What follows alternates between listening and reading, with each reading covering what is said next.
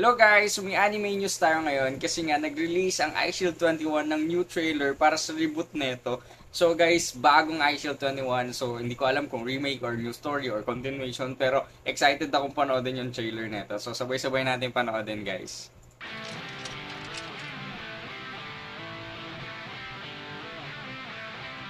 So si Sena to, tumatakbo na to.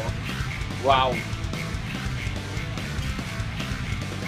Angas ng animation, para siyang, alam mo yung, The Way of the House Husband, parang ganun yung animation niya, pero mas sharp to, parang manga style na mas sharp, parang astig.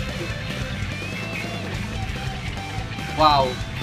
Diba? Parang ganun yung animation niya, pero mas sharp siya. Animated pa rin, hindi siya parang stop. Ooh! 21 anniversary ng iShield 21. So, 21 years, tapos iShield 21. Kaya siguro nag-reboot ng anime na to.